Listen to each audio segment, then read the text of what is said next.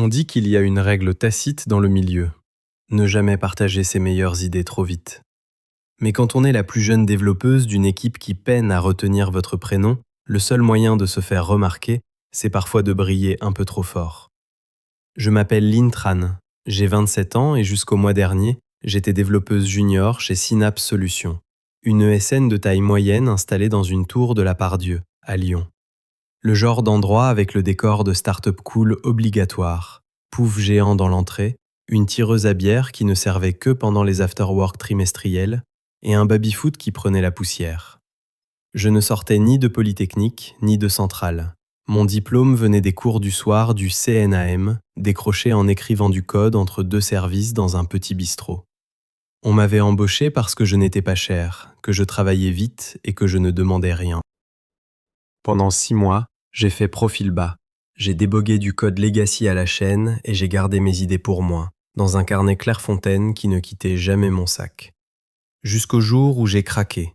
C'était pendant un brainstorming. L'équipe patinait sur un projet nommé VisiLink, une expérience interne censée connecter des créateurs de contenu à leur public grâce à une cartographie d'intérêts pilotée par IA. Le client s'impatientait, notre lead dev venait de poser sa démission, Damien, notre manager, était au bord de la crise de nerfs. Il s'est tourné vers nous, le regard vide. « Allez, lâchez-vous. Pas d'idée, même mauvaise ?»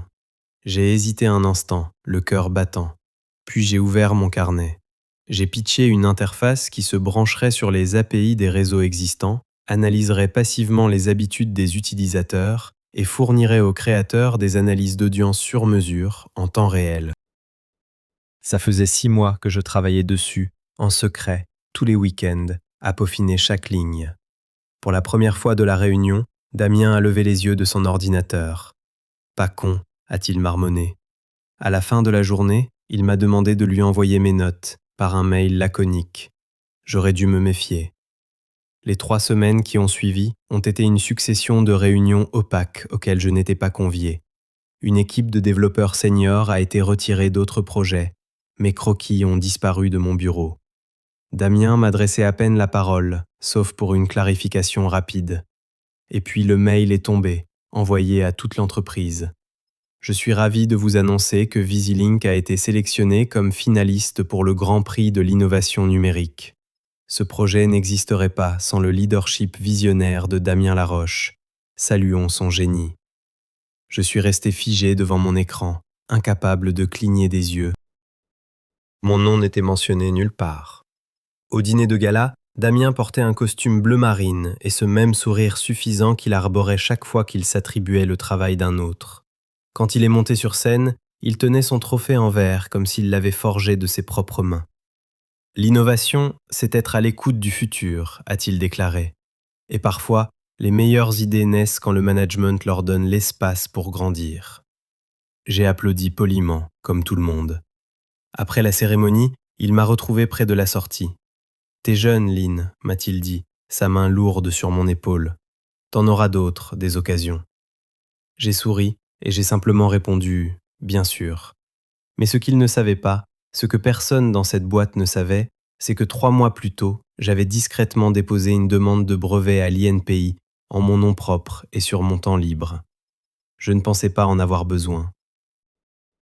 Je voulais juste protéger quelque chose dans lequel j'avais mis toute mon âme. Maintenant, c'était devenu une assurance. Je n'ai rien fait exploser, pas tout de suite. Ce soir-là, en rentrant, j'ai regardé en boucle la vidéo de son discours sur le réseau social de l'entreprise. Elle cumulait déjà des milliers de vues. Des clients potentiels commençaient à se manifester. Des blogs spécialisés publiaient des articles élogieux sur la vision de Damien. Et moi, j'étais assise dans le noir, mon ordinateur portable ouvert, les doigts planant au-dessus d'un dossier nommé « Documentation complète, preuve brevet ». Je n'étais pas en colère, j'étais juste creuse, comme un appartement vide après un déménagement. Mon téléphone a vibré. C'était ma meilleure amie, Sophia Belkacem, avocate en propriété intellectuelle. Elle avait vu l'annonce. « C'est bien le projet dont tu m'avais parlé ? Celui pour lequel tu as déposé un brevet en avril ? » ?»« Oui. »« Tu comprends ce que ça signifie, j'espère. » »« Oui, ai-je répondu. Je comprends très bien. » Car Damien n'avait pas seulement volé mon idée, il avait volé quelque chose qui légalement ne lui appartenait plus. Et c'est là que tout allait commencer à s'effilocher. Le lendemain de la cérémonie, je suis arrivé au bureau à 8h03, un café allongé dans un gobelet en carton, mon badge dans l'autre. Le bip familier du badger a résonné dans le silence du matin. Damien m'a croisé dans le couloir, encore sur son nuage. « Salut Lynn », a-t-il lancé sans même me regarder. Assise à mon poste, j'ai ouvert les fichiers internes du projet. J'ai fait défiler l'historique des commits, l'architecture, la structure du code, l'interface, tout était de moi. Quelques variables avaient été renommées, quelques fonctions remodelées, mais le squelette était reconnaissable entre mille. Pourtant, dans les métadonnées, l'auteur était Damien Laroche, évidemment. J'ai respiré lentement et branché mon disque dur externe. Des sauvegardes de chaque brouillon, chaque croquis, chaque étape de mon dépôt Git privé, tout était horodaté, versionné. Je documente tout, non par méfiance, mais parce que je suis du genre à toujours garder les preuves d'achat. Ce matin-là, Sophia m'a appelé. « J'ai parlé à un associé de mon cabinet », a-t-elle dit. « On a une base solide pour une action en contrefaçon. Ton dépôt de brevet a du poids, surtout si leur publication présente des similitudes substantielles. » Je n'ai rien signé de spécifique en arrivant, lui ai-je répondu, arpentant la cage d'escalier pour ne pas être entendu. Aucune clause sur la propriété intellectuelle concernant les projets personnels. Il y eut un silence. Lynn, ce que tu as entre les mains, c'est une grenade dégoupillée. La question, c'est de savoir quand tu vas la lancer. Je n'ai pas répondu. Pas encore. J'ai fait ce que j'avais toujours fait. J'ai travaillé. La tête baissée, documentant la moindre modification, le moindre fichier où le nom de Damien apparaissait. Chez moi, je ne dormais presque plus, l'estomac noué, non pas par la peur, mais par l'injustice. Le coup de grâce est arrivé 2 semaines plus tard, un communiqué de presse. Synapse Solutions annonce un partenariat stratégique avec Cap Invest Partners grâce à la technologie révolutionnaire de la plateforme VisiLink. La rumeur parlait d'un contrat à 7 chiffres. Le nom de Damien était cité dans tous les articles. Visionnaire, pionnier, le visage de l'innovation. J'ai relu le texte 3 fois, puis j'ai fixé le plafond de mon studio, retenant mes larmes. Et j'ai envoyé l'email. Objet, litige de propriété intellectuelle, projet VisiLink. Destinataire, service.juridique@synapse-solutions.fr, CC, Sophia Belkacem, conseil juridique, moi-même. Madame, Monsieur, je vous écris afin de vous notifier formellement d'un conflit de propriété intellectuelle concernant l'architecture et le concept au cœur de la plateforme VisiLink que j'ai originellement développé, documenté et pour lesquels j'ai déposé une demande de brevet sous le numéro de dépôt INPI, référence interne. Vous trouverez en pièce jointe les copies de mes journaux de développement, prototypes datés et confirmation de dépôt. Veuillez considérer ceci comme une notification officielle de revendication de paternité et de contrefaçon potentielle. Lynn Tran. C'était surréaliste. À midi, mon badge d'accès était désactivé. La DRH a appelé dans l'heure. Il doit s'agir d'un malentendu, m'a-t-on dit d'une voix prudente. Nous aimerions en discuter en interne avant toute déclaration officielle. Trop tard. Sophia avait déjà contacté un de ses contacts dans un média spécialisé. Pas pour un article, juste une prise de renseignements discrète. Mais c'était suffisant pour lancer la machine. Le lendemain matin, la fuite avait eu lieu. French Tech Hebdo titrait « Une développeuse anonyme revendique la paternité d'une application primée ». Anonyme pour l'instant, mais plus pour longtemps. L'après-midi, j'ai reçu un SMS de Damien. « Lynn, je sais pas à quel jeu tu joues, mais arrête tout, c'est en train de déraper.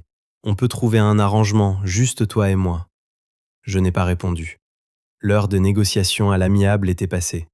Il m'avait sous-estimé, pensant que son titre le protégeait, que je resterais silencieuse, reconnaissante d'être dans son ombre. Mais je ne voulais plus de son ombre, je voulais la reconnaissance, et j'avais de quoi l'obtenir.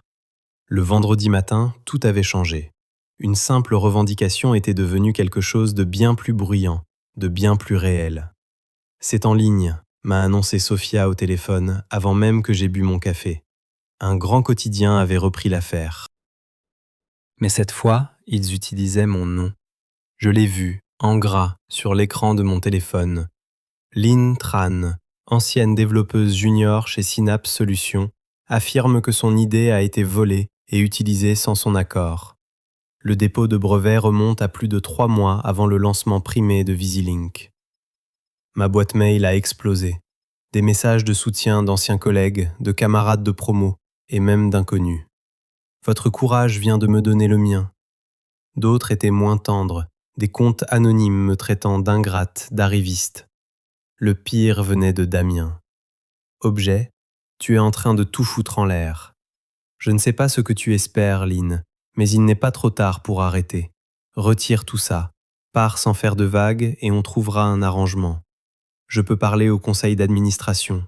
Ça n'a pas besoin de devenir plus moche que ça ne l'est déjà. Il croyait encore pouvoir négocier. Il pensait encore que je voulais une place à une table qui m'avait déjà brûlé. Je n'ai pas répondu. Ce week-end-là, j'ai quitté la ville. J'ai pris la route pour le chalet de ma tante près d'Annecy. Pas de réseau, pas de Wi-Fi. Juste le crépitement du feu dans la cheminée et le temps pour penser. J'ai essayé de me souvenir de ce qu'était ma vie avant la trahison, avant de voir quelqu'un d'autre porter mon travail comme un costume sur mesure. À mon retour le lundi, j'avais 92 emails non lus. Le premier venait du service juridique de Synapse, me demandant de m'abstenir de toute déclaration publique. Le second, d'un journaliste du magazine Capital. Il voulait faire mon portrait, pas seulement la bataille juridique, mais ma voix, la créatrice derrière l'idée. Sophia m'a conseillé la prudence, mais j'en avais assez de me cacher. J'ai accepté. L'interview était honnête. Je n'ai attaqué personne. J'ai juste raconté les faits. Comment j'avais travaillé sur VisiLink bien avant que Synapse n'en entende parler. Comment j'avais fait confiance à quelqu'un qui me voyait comme un outil, pas une créatrice. Et surtout, comment on nous apprend, surtout quand on est une femme dans la tech, à être reconnaissante, à attendre notre tour, à ne pas faire de bruit.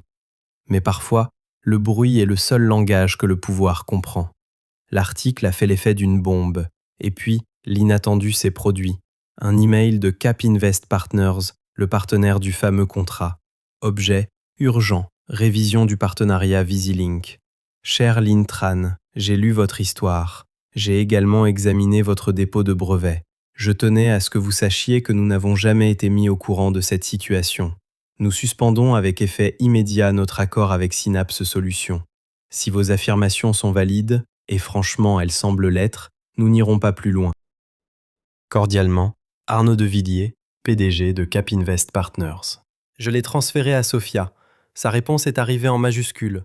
Ils sont en train de lâcher. La vérité n'était pas seulement sortie, elle commençait à agir, et Synapse commençait enfin à en sentir les conséquences. 3 jours après la suspension de l'accord, le silence de Synapse est devenu assourdissant. Sauf qu'en interne, la cocotte minute était sur le point d'exploser. Je l'ai su grâce à un message LinkedIn d'un ancien collègue. Lynn, je ne sais pas si ça peut aider, mais j'ai vu ton nom être retiré des historiques de commit. Je n'ai rien dit à l'époque, je ne voulais pas de problème. Mais ce qu'ils t'ont fait, ce n'était pas juste contraire à l'éthique, c'était intentionnel. Si tu as besoin d'un témoin, peu après, quelqu'un a fait fuiter des emails internes à la presse, des captures d'écran. L'un de Damien au directeur technique. On devrait nettoyer les premiers logs de dev. Pas question de laisser des traces. Un autre. Si Tran insiste, on dira que c'est un projet d'équipe. Qui va croire une junior de toute façon? Un nouveau hashtag a commencé à circuler. Hashtag rendez le crédit. Dans le week-end, 3 autres employés de Synapse m'ont contacté. Sophia m'a appelé le dimanche. Sa voix était nette, pleine d'énergie. Ils ont peur, et ils ont raison. Ils proposent un arrangement. Déjà, ils veulent régler ça en toute discrétion. Une compensation financière, une clause de confidentialité, et tu retires ta plainte publiquement. J'ai failli rire. Ils voulaient acheter mon silence. Combien, ai-je demandé, non par intérêt, mais pour savoir à quel point ils méprisaient la vérité. Un chèque à 7 chiffres, c'est généreux, mais ça vient avec une muselière, ai-je terminé. Exactement. Je n'ai pas eu besoin de réfléchir. Non, on va au procès. La salle d'audience était plus petite que je ne l'imaginais. Pas de boiserie spectaculaire, juste des murs blêmes et une tension palpable.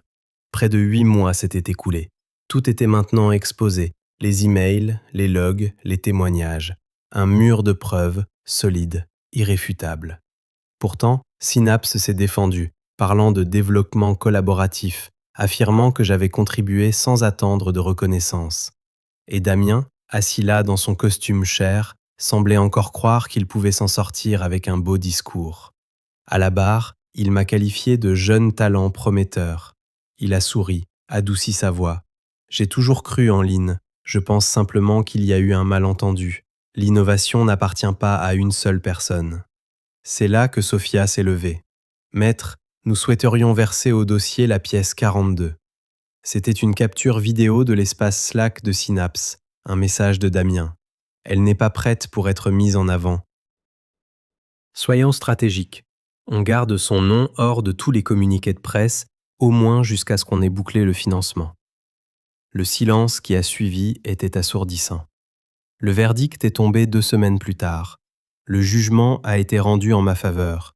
Il incluait des dommages et intérêts, le remboursement des frais de justice et, le plus important, une injonction de rectification de la paternité de l'œuvre avec rétractation publique du prix de Damien et ma reconnaissance en tant qu'inventrice originale. Je n'ai pas pleuré, j'ai juste respiré, pour la première fois depuis presque 1 an. Les retombées ont été rapides. L'action de Synapse a chuté. Damien a été mis à pied à titre conservatoire, puis licencié pour faute grave.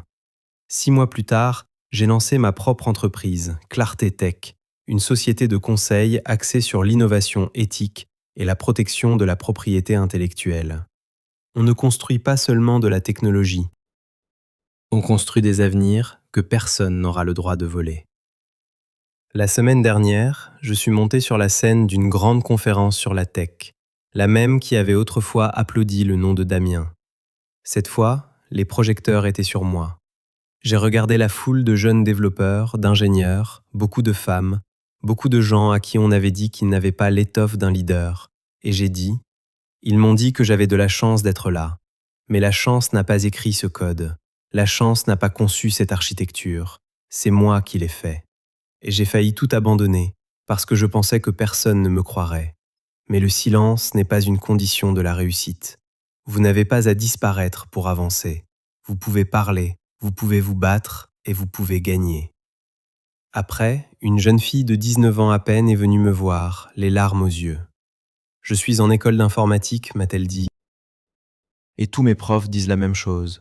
Habituez-vous à ce qu'on vous vole vos idées, c'est comme ça que ça marche. J'ai souri. C'est comme ça que ça marchait avant,